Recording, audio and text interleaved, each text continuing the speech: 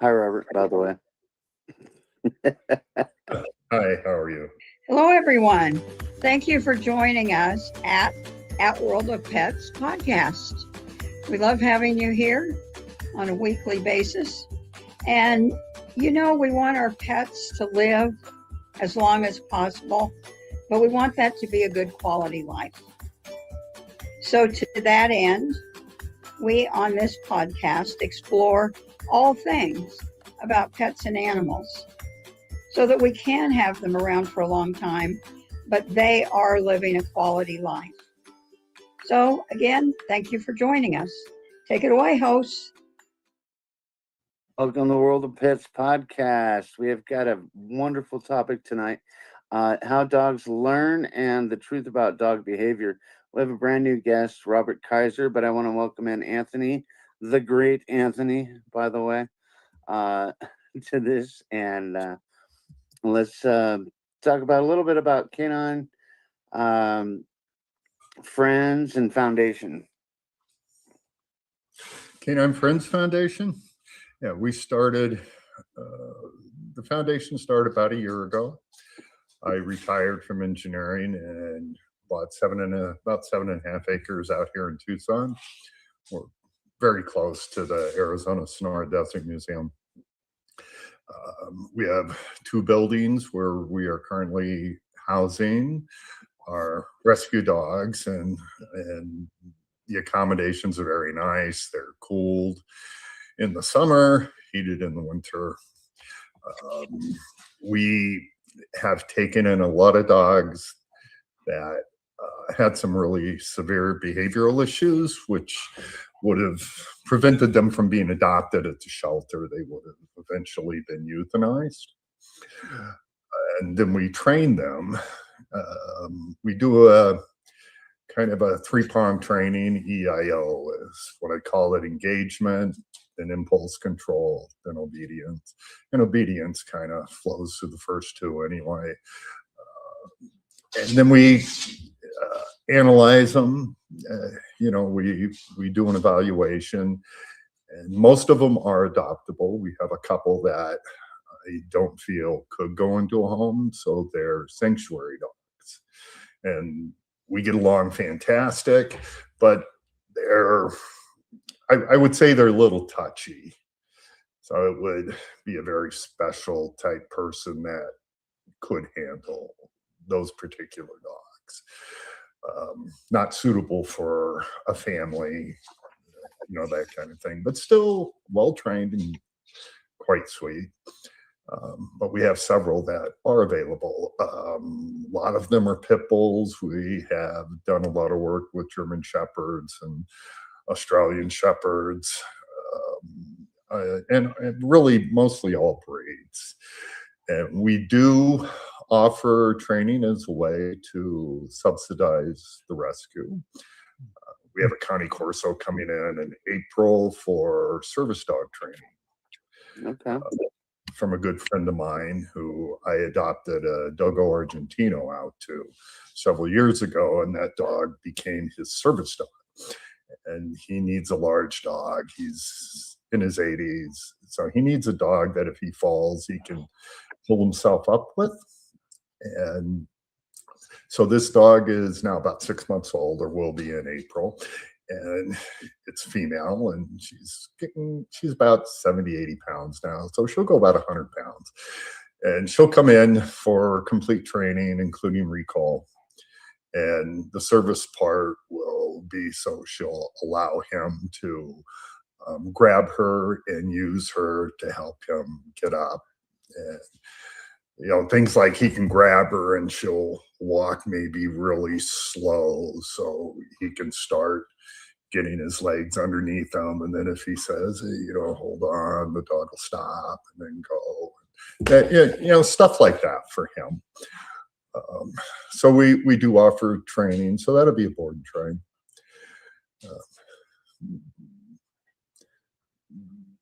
So how have you paired up with that kind of training and that kind of opportunity for people? How do we get paired up for it? It's been word of mouth. It's been word of mouth for years. I don't have a training. I have a website that I'm still finishing up, but I don't advertise training. I haven't had to. I've spent several years in the Phoenix area with the whole goal of keeping rescue dogs in their homes, and I've worked with hundreds of them, and we've been really successful with that because rescue dogs can carry baggage, and people need to be educated in how to deal with that properly so they can have a lot of fun with their dogs. And a lot of dogs, regardless of being rescued, suffer from reactivity, leash problems. So we teach them and it's usually a handler situation more than a dog, but we have a protocol we go through, several steps that teaches the dog to not react, to analyze the situation, to come back to the owner. Recall is very critical with that part, so that after time, and it takes time, it can take a couple of months, then they can go out and they can walk their dog around other dogs. And some dogs will react to people, but we teach that too, and then they can start walking their dogs around other people so that they can have a comfortable relationship with their dog. And relationship building engagement is the most important part of dog ownership. You want a happy dog, but one that's also going to behave properly. You don't want to turn your back and they jump on the counter, which is, normal food. That one's really tough because I have even my own. They get pretty smart and they're like, yeah, he's in the bathroom. If you turn your back, I'll jump on the counter. Yep. Some of them are wicked smart, but they can be taught it. But it does take consistency, and probably the most important thing in dealing with dogs is clarity. They need to know when you're saying something, it means the same thing every time. If you're not clear all the time, you can create a chaotic environment, and the dog is like, I'm not sure, and it can cause stress to the dog. And there are times, very rare, but there have been times we've needed to put dogs on some behavioral medication. Some dogs have to stay on it forever. It depends on the amount of their anxiety and if it's genetic. And there is certainly anxiety that is derived from genetics. I mean, we see that. You saw the wolf you were talking about in Washington. A lot of the wolves you see today, they're a little anxious. They're not as friendly as, say, they were before this country was settled. They're a little more gregarious. But those were the easy ones to eliminate. So the ones that were left were the ones that were more skittish and afraid. And since dogs did come from wolves, that genetic structure exists, and it can get passed into certain dogs. Sure. Rare that I have to use Prozac, Right. On a dog. And it's a serotonin function. If they don't generate enough serotonin concentration in their brain, then they're always going to be a little bit on edge. They're not going to be really happy. It's going to be hard to. Serotonin also builds confidence, and it's going to be difficult to build confidence in a dog if they always feel like they're living in a state of stress. Right. And we call that allostosis. There's homeostasis and allostasis. And homeostasis is just how we normally behave, how we hang around. It's our stress levels normal. But in animals and people who are suffered chronic stress, they go into this state of allostasis, which means they're above homeostasis, but just below, going over threshold. So it doesn't take much stimulus to push them over threshold. So, our job is we want to get that dog to understand that you you need to relax, you need to control yourself, you need to learn how to do that. Because then the dog's a lot happier as well. So we do a lot of behavioral conditioning here. It's kind of been our I'm sorry? Talking about behavioral and emotional things with dogs, it's kind of going to move us into a good segue for a topic here. There's a question in the comments that I think will tie into one of the questions that we have in our pre-production meeting, and that is somebody in the comments said, I have two cane corsos. They are amazing dogs, but a lot of dog. You're talking about dogs being stressed. So when you talk about something like a cane corso, which is a big dog, being a lot of dog, what are some signals that dog owners are missing to tell when a dog is stressed, so that doesn't get to the point where they are giving them up, like in what many of the situations you're dealing with? Yawning. When a dog rarely yawns if they're tired, they yawn when they're in stress. Paulo Ono, a speed skater in the Olympics a while back, he used to yawn before every competition because it was a stressful competition. Dogs do the same thing, yawning. Sometimes being hypervigilant, too vigilant about their environment. Constantly moving their head, constantly looking for something. It's like they're on guard, instead of just their tongue hanging out the side of their mouth, walking around going, yeah, this is cool.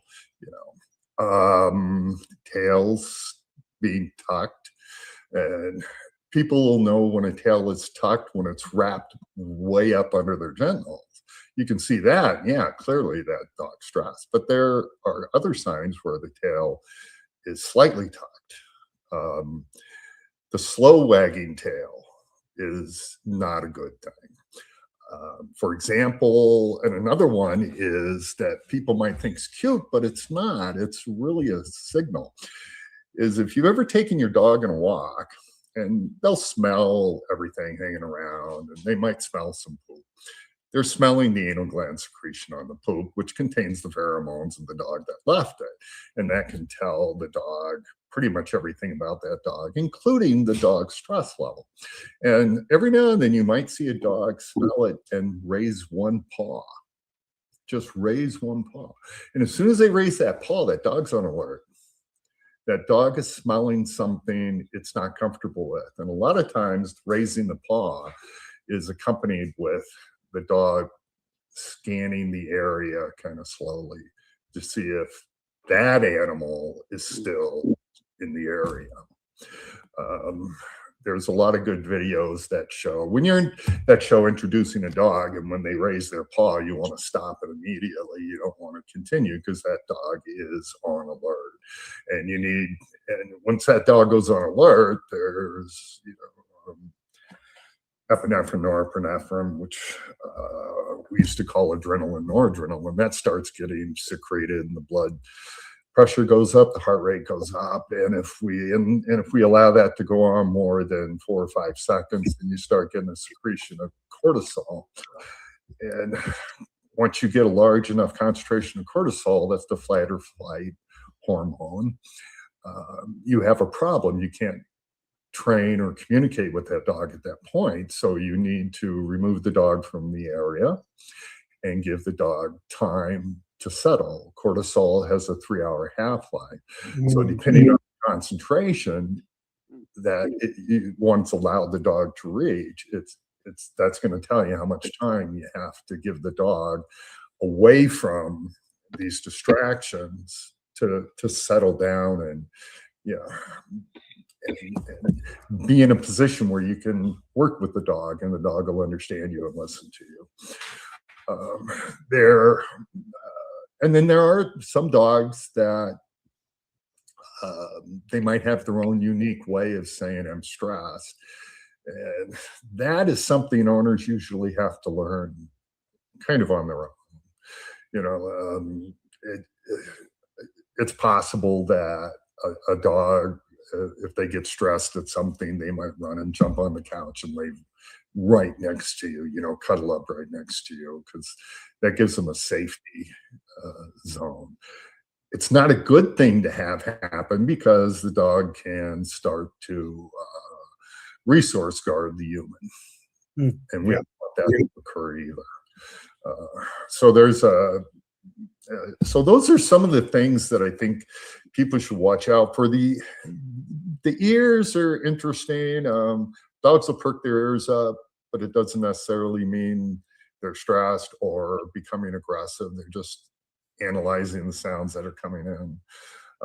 When a dog puts its ears way back, that's a good sign. They certainly, if they're approaching you, you see your dog put its ears back. It's like, yeah, I get to see my bud. I'm not going to do anything to make them feel anything but pleasant. That I want to be with them. Certainly, a very fast wagging tail where the butt even moves, that's a sign of a happy dog.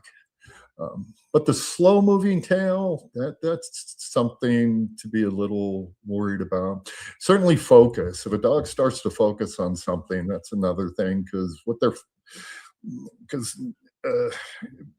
they usually are happy to scan the area, move around, look around, all that kind of thing. But if they go still and focus, they are starting to generate these increases in epinephrine or norepinephrine. They're starting to build up on the threat ladder. A lot of times it'll go away, just like it does with people. So just things like that people could look for. Yeah, you mentioned something earlier, and I just want a little clarity. You said when a dog jumps up, next to you, and they start, you use the term resource guarding. Can you expand on that a little bit? I'm curious about that. What exactly is it? Resource guarding? Yeah. Resource guarding can be very, very dangerous with regard to dogs. So, and it's best to, if you can do it with a puppy, you can usually eliminate it from the beginning. But with rescue dogs and older dogs, a lot of them do resource guard. The most common one is they resource guard food. You put food down. If you're to walk by or get close to their food, some dogs will start to growl, or their head will just stop moving. I mean, they'll go still. That dog is going to protect that item at that time.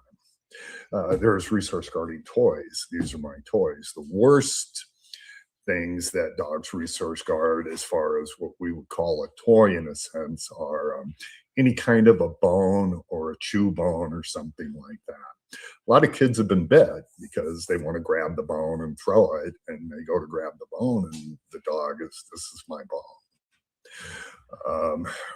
Resource guarding can be fixed, usually. It takes time, and you aren't going to fix it by getting mad at the dog. You will not fix it by doing aversive behaviors to the dog, such as shocking them with a shock collar. You're not going to fix it by imposing yourself on the dog, thinking they're going to go, I have to behave. That isn't going to happen. So you have to teach them. And I do this here, and here's an example. None of my dogs, none of my rescues here resource guard. Some started at the beginning, but they don't now. So I have had occasions. I have a desk outside where I sit with, I bring all the dogs out, we play, and we do all these things. And every now and then, I'm human, I'll forget I have a pack of hot dogs on the desk.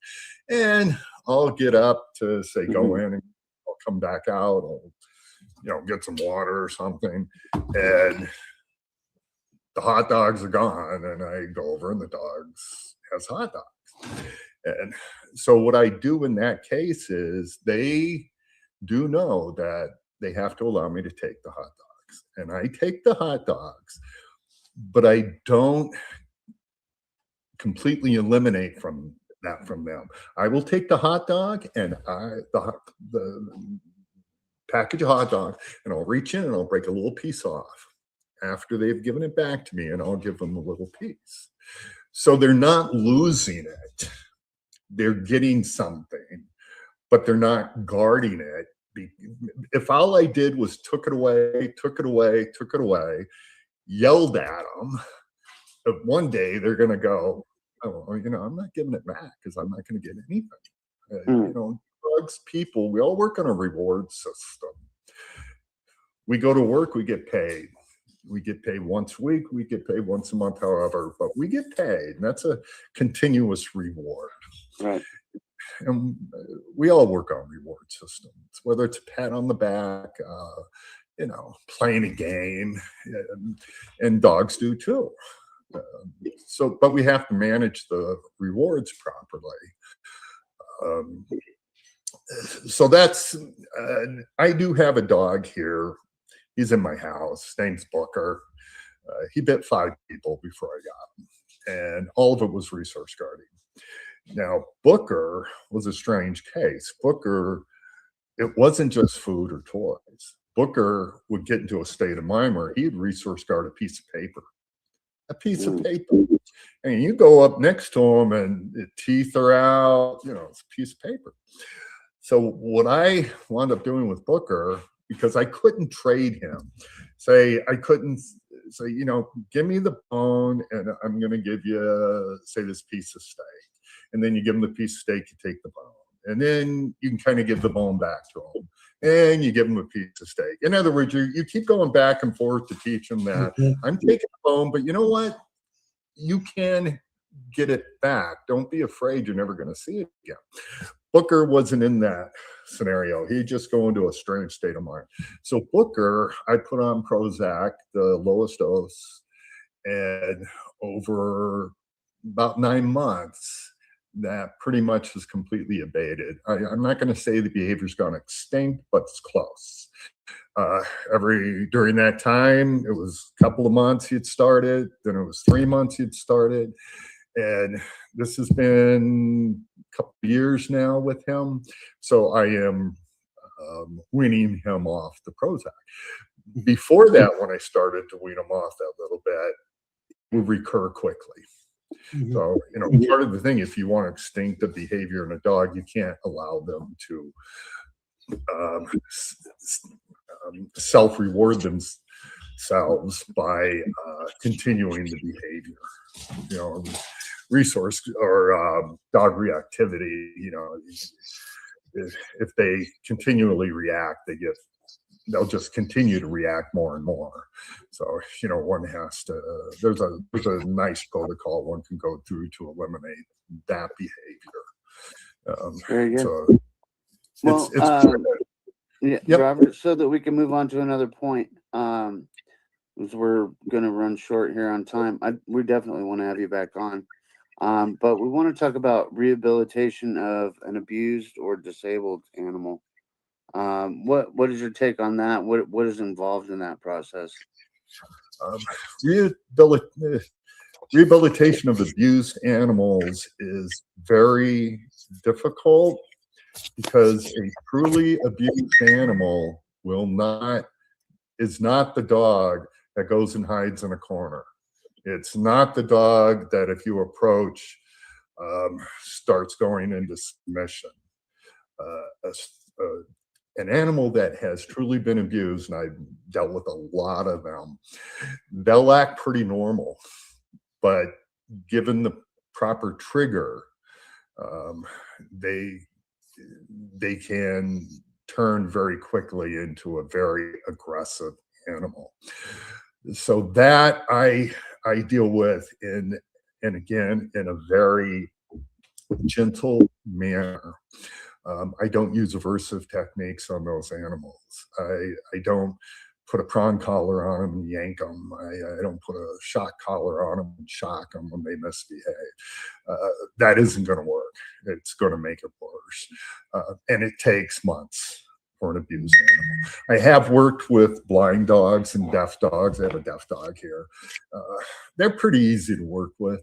The blind dog he was great, Rocky. He's awesome. He knows the word watch, which means, oh, there's something I'm going to hit, so I'm going to move a bit. And you give him a slight little tug on the lead, go this way, go that way. He's just the sweetest guy. Getting him to deal with other dogs, he's not the problem. The other dogs are, because he doesn't understand dog language because he can't see. And so the other dogs, they're like, I don't know what to do with this dog, and that'd be difficult. Sure. But the abused dogs are not what a lot of people will say. This dog just seems like it was abused. And I go, why? Well, I put my hand on the top of its head and it ducks its head, and stuff like that. That's not necessarily true with an abused dog. That's kind of true with a lot of dogs, because some dogs are just head shy. And you don't know if you're getting an abused dog when you go to the shelter. It's true. It's really good to go through. I go through a complete evaluation. I test their triggers. I use sticks, belts, fly swatters. I don't hit them or anything with them, of course, but I do go through the motions as if so, to see if they trigger to some of these stimulus, so we know where we're at and we can fix it. And I never do that until after I have complete engagement with the dog. I mean, till we're buddies, till we're bonded. Because I sure as heck don't want to get that. I want them to, if I do something like that to them and that is a trigger, I want the dog to look at me in confusion. Like, this isn't you, what's going on. Absolutely. Awesome. Hey, so in the last few minutes here, tell us a little more about Canine Friends Foundation, and is your website active? I know you mentioned earlier you've been working on it. Is it up and running? How can people get in touch with you? How can they help you? It's pseudo active. You can go to it, caninefriendsfoundation.org. There are pages that I haven't finished off, that I need to finish off. I do have a couple of blogs on equipment, which it's a boring topic, but it's incredibly important. I like those little latches, that people use on the leashes. Those are like the worst things on the planet. I have had dogs, you know how dogs shake, right? I have had dogs shake so much that thing will pop off. Oh, wow. Yeah. I've had that happen. I had that happen with this border collie I was working with. But during the time we're working, and they're always double leaded, the slip lead and then a clip lead. So equipment to me is really, really critical. But you can go to our website. My phone number is on there. We are starting, thanks to Christine and Val. You guys did a podcast with Val last week, I believe. She's just been phenomenally great with supporting us. And Christine, our president, she's just wonderful, and she's going to be moving down here soon. Because of them, we're gonna give a talk at the Kiwanis Club in a couple of weeks on this topic. We'll see what we can cover. We'll have a lot more time there, and it'll be more interactive. So that's we love Tucson. I found Tucson to be much more open to dogs and more interested in learning about dogs. I don't know about Colorado Springs, just haven't been there. Yeah. Beautiful, Pikes Peak. Yeah. Yeah. So we're trying to make an impact in the community so we can keep dogs from being bred and keep the rescues in their homes. I do take phone calls for free. I do not charge for consultations when it comes to rescues that people have taken from the shelters or a rescue group, so that if they have problems, maybe we can solve them. And a lot of times the rates are super cheap for rescue dogs. I really want them to stay in their home. When they go back to the shelter, they don't have much choice. They're going to get euthanized because we're so full. Yeah, no, well, that's really sad. Well, Robert, we're going to wrap this up. I want to thank you so much. We're definitely going to have way more time to talk on, probably, by my estimation, 5 more episodes based on the notes. You're so full of information.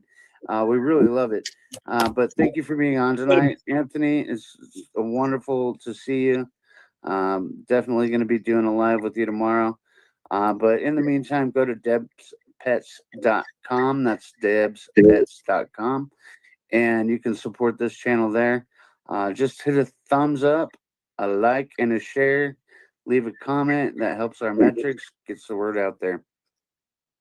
You know, Bobby, David must really like you because he said you're full of information. He told me I was full of something, but it wasn't information. Anyway, thanks for listening today. We appreciate you being on. To our viewers, we want you to remember you're not alone. You are loved. We appreciate you. If you need anything, please reach out to us. As we often say, we'd rather have a 3 a.m. conversation than to see your name in the headlines the next morning. Yeah. So please feel free to reach out. Have a good day, everybody. You're wonderful. Thank you for having me. You're so kind. It made it easier to talk. So And I can fun. talk forever. Thank you. I'm glad that you joined us for At World of Pets podcast. We would like for you to take a look at what our sponsors have to offer, and that sponsor is debspets.com. You can access it through the QR code, or you can just go to the website. So thank you for joining us, and hope to see you again next week.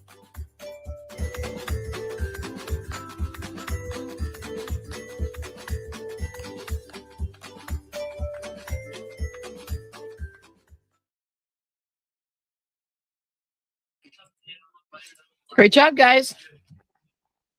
Yeah.